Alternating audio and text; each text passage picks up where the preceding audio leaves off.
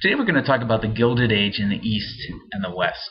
You might think, well, where does this phrase come from, the Gilded Age? Well, it's actually a phrase that's taken from a book by Mark Twain. Mark Twain being the American novelist who oftentimes wrote books poking fun at American society and also highlighting a lot of what he felt were very troubling aspects of American society. And he writes this book in 1873.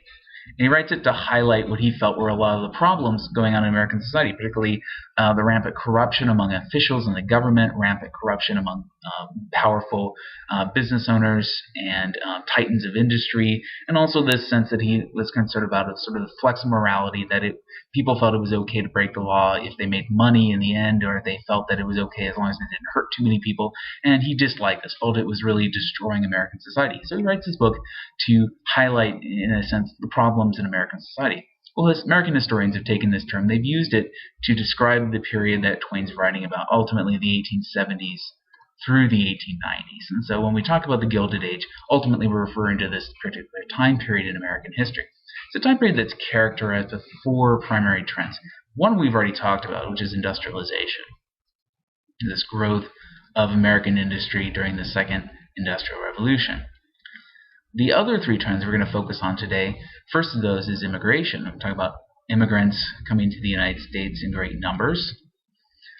We're also going to talk about urbanization, which is the growth of cities in the United States. And finally, we're going to focus on the development of the American West, because this is another important trend that's taking place at the same time as these other trends are affecting primarily the East Coast. But the American West is also being affected by the same forces that are affecting the East, including industrialization, immigration, and urbanization. Well, to focus on our first topic, this issue of immigration, because ultimately this is a time period that's shaped by immigration. The United States has always been a nation of immigrants, but this is a time period where we see greater numbers of immigrants arriving in the United States than ever before. There have been three waves of immigration in the United States, as this graphic shows. This first wave, which really ends by the Civil War period, was largely English and German speakers, people primarily from Western Europe, from England, Ireland, western parts of Germany, and the numbers had been relatively high before the Civil War ends in 1865. And they continue, of course, as this graph shows, but at the same time, they are far lower than the next major wave of immigrants, which arrive beginning roughly the decade or so following the Civil War, which were immigrants from Eastern Europe. And as the graph shows, we see the huge growth of immigrants from Eastern and Central Europe during this time period. A last group that is important to highlight during this era is that there are immigrants from Asia, primarily China and Japan, during this era, until it ultimately is largely ended around the turn of the century. And we'll talk more about that in just a minute. So as these graphs illustrate, we can see that there's a lot of immigration in the United States during these decades after the Civil War, and much of that immigration is indeed coming from Central and Eastern Europe. One of the reasons for that is that we have certain, as historians would call them, push and pull factors that play a role in bringing immigrants into the United States. And so one of those, first we'll talk about these push factors. One of these has to do with agriculture and land in Europe. One of the factors that's influential here is that during the second half of the 19th century, European agriculture becomes more efficient, and as a result, fewer people are needed to grow crops on the land. In some areas like Eastern Europe and Russia, serfs who were essentially slaves to the land are freed by the Russians in the 1860s, and so many of them want to leave Russia and go elsewhere. And so we have these important agricultural and land factors that play a role here. We also have problems. There's crop failures in parts of Europe during this time period. We also have issues of starvation, of course, drive people off their land as well.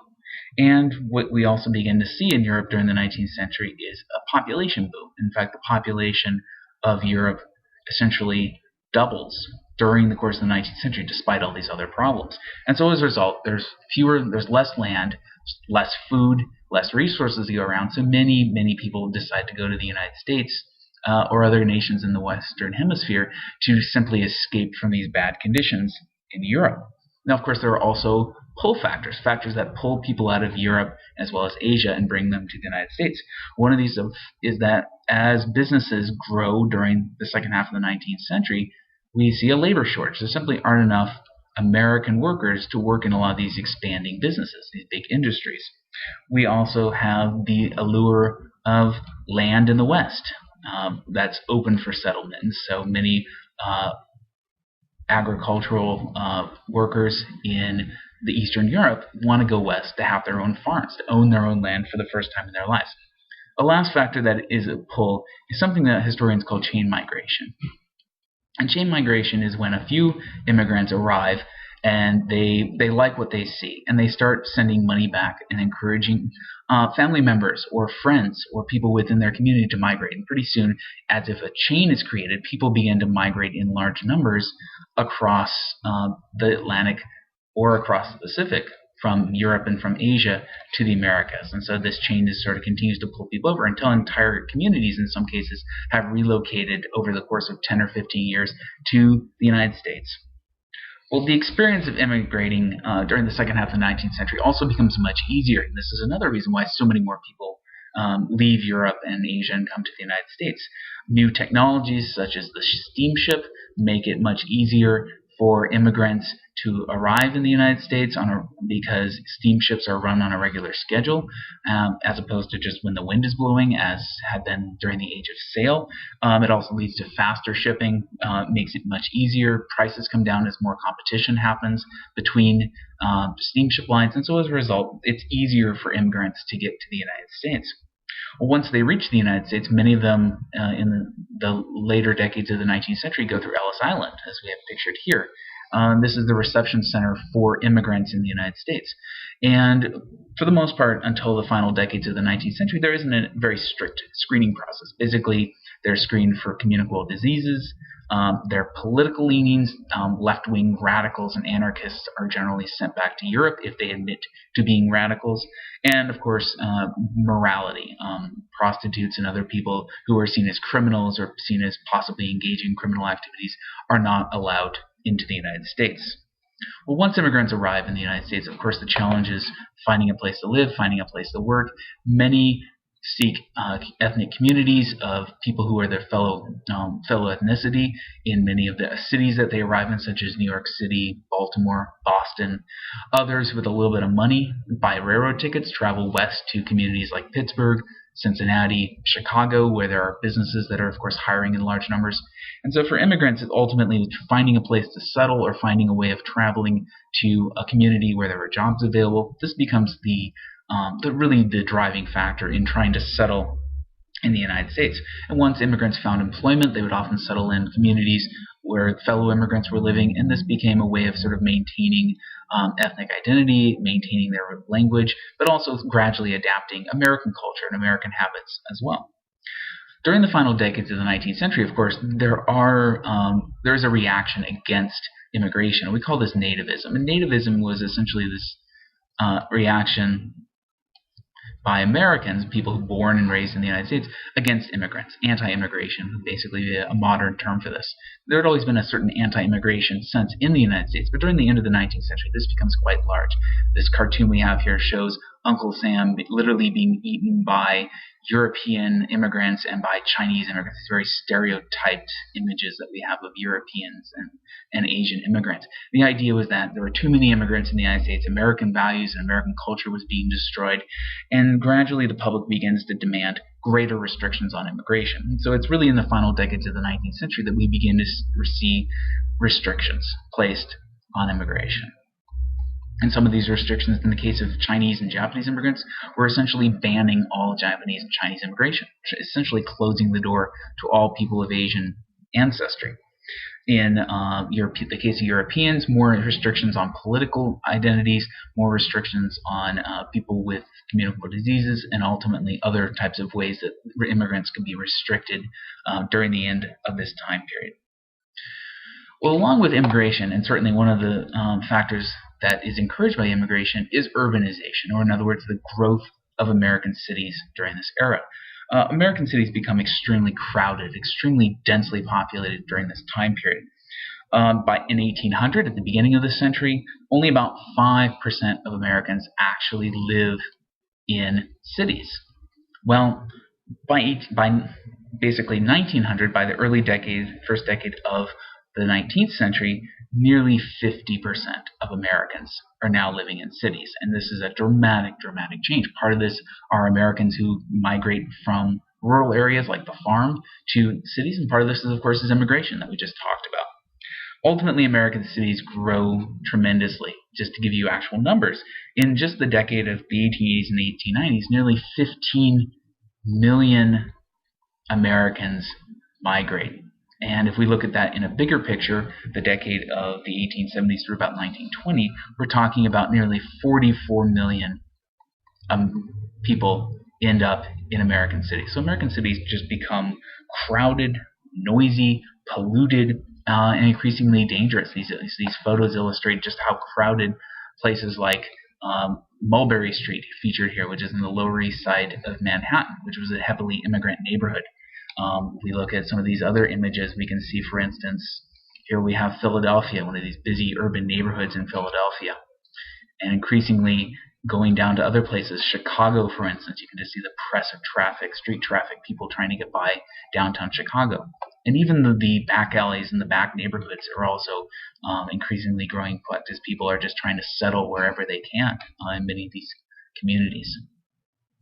Well, increasingly, as people struggled to find a place to live in these neighborhoods, many of them ended up in a place that we call tenements. And the tenement was essentially a type of apartment house, typically designed to house 7 or 8 families.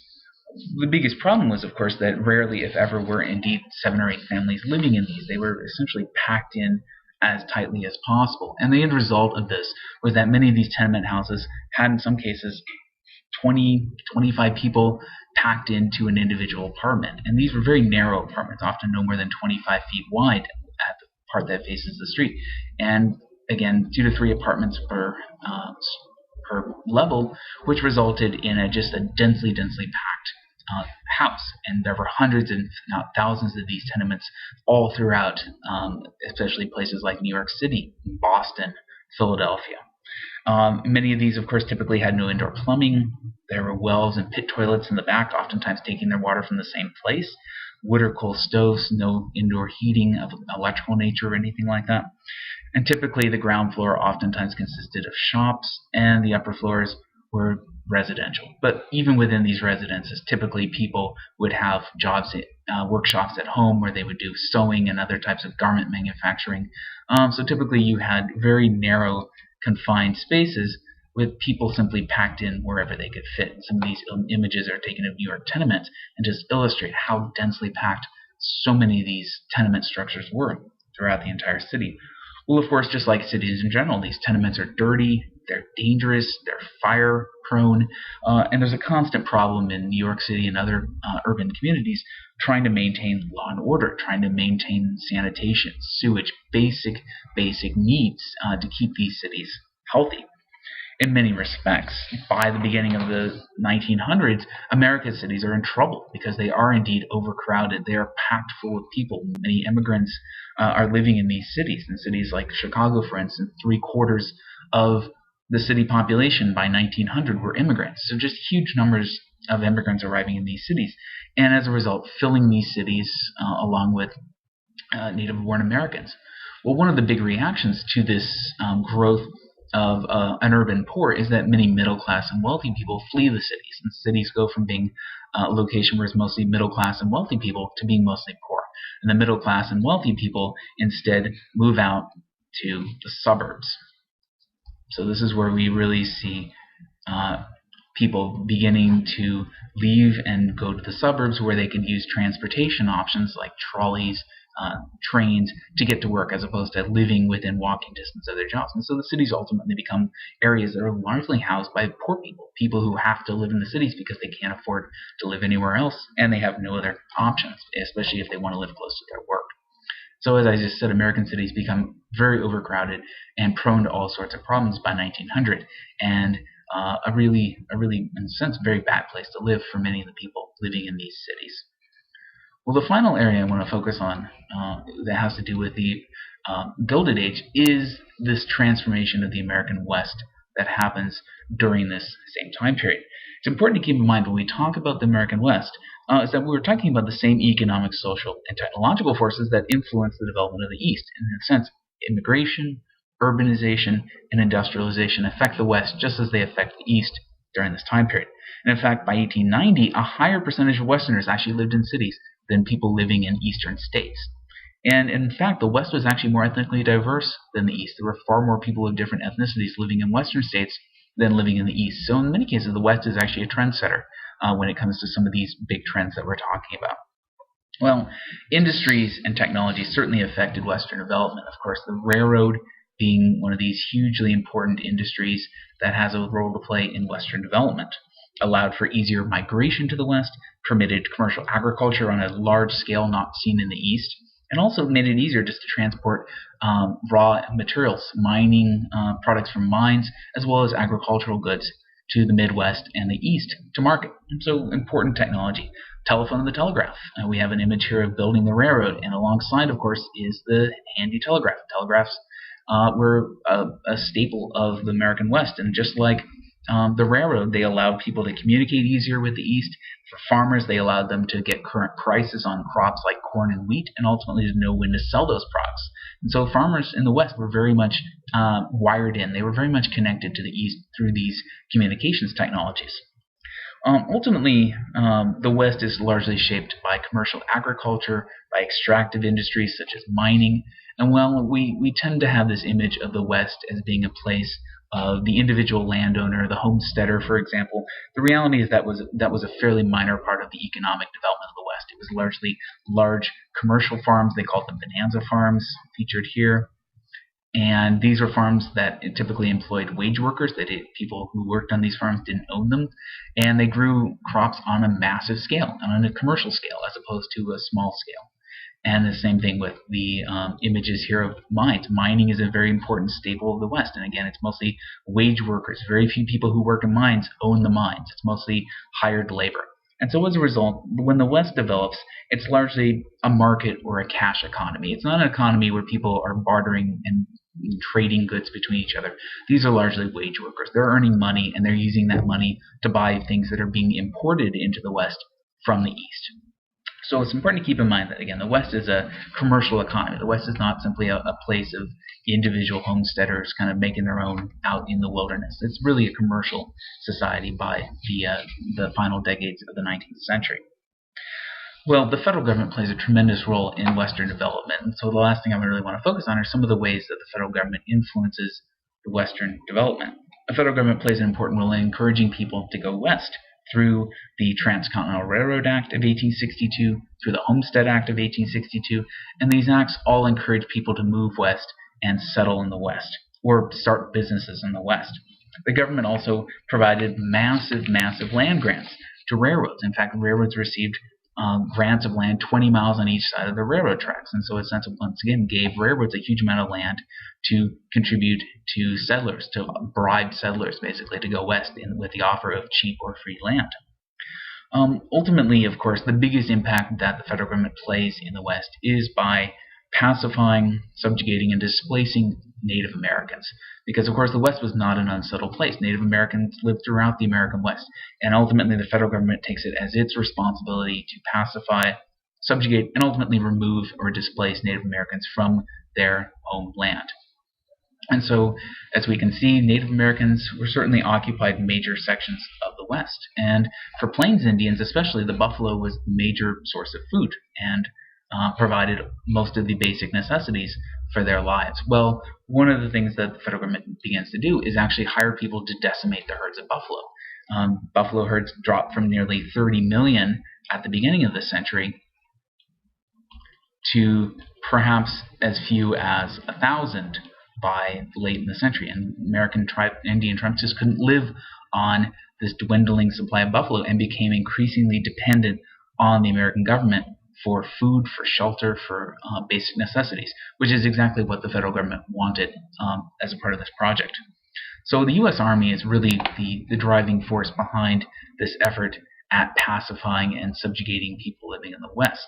the Native American tribes in this area. But the federal government itself plays a very important role in redefining American policies towards Native Americans. Initially, the American government had treated Native Americans as independent nations, essentially, as separate. They called them domestic dependent nations, and used treaties, peace treaties, to settle disputes between the federal government and Native Americans. Well, beginning in the early 1870s, Congress changes how that works. In 1871, Congress actually decides to get rid of the treaty system and treat Native Americans no differently than any other person living in the United States, to refuse to recognize tribal sovereignty, to refuse to recognize tribal rights, and just deal with Native Americans as if they were normal, everyday people living in the United States. And again, sends out the Army to force Native Americans off of their tribal lands and on to reservations.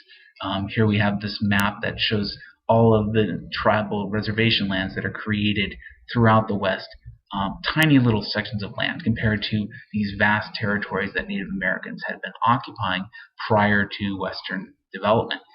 And of course, this doesn't happen without violence. Violence is a major part of this. Native Americans fight back, and of course, in a number of battles, such as the Little Bighorn in 1876, they do win. But these few and far between victories for Native Americans just serve to remind the whites in the East that the Native Americans are still a threat, and they still continue to press Congress, press the Army to continue subjugating and ultimately pacifying the remaining Native American holdouts in this region until there are essentially no tribes left. They've been all forced on the reservation. And once tribes are on the reservation, Congress continues to look for ways to try to essentially end any kind of Native American identity. One of the most important of these congressmen is named Henry Lawrence Dawes, and Dawes is on a commission to try to figure out what to do with Native Americans once they've all been put on a reservation. Well, in 1887, Dawes pushes an act through Congress that's called the Severalty Act, and this is an act designed to essentially remove Native American identity by telling Native Americans if they left the reservations, they'd be given free land, and they'd also be given citizenship, but if they stay on the reservation, they will get nothing from the federal government. And as a result of this, the effort is made to try to force Native Americans off their reservations and to make them into good American farmers, as opposed to Native Americans. What ends up happening is that the Native Americans who refuse to leave the reservation, the land that's not occupied by Native American farms is actually sold out and given to white settlers. So many Native Americans actually lose most of their tribal land as a result of the Severalty Act. And this remains the situation until well into the 20th century. And it's only in actually the 1920s that the federal government recognizes Native American citizenship, gives Native Americans full civil rights, and allows them to actually begin the process of purchasing back tribal lands that were taken from them as a result of the Severalty Act. So clearly the American government's Native American policy leads to a huge amount of suffering and a huge amount of injustice towards the people living in the West. But it ultimately is a policy that makes possible the extensive settlement of the West by white Americans and white Europeans, and ultimately leads to the extensive commercial development of the West that we've been talking about. So we have to, of course, consider that while the Gilded Age has certain positive things happening, it also has significant negative impacts as well, especially in the area of Native American policy and certainly in the area of urbanization. So it's important to understand that we have to balance both the positives with the negatives when we look at this time period in American history.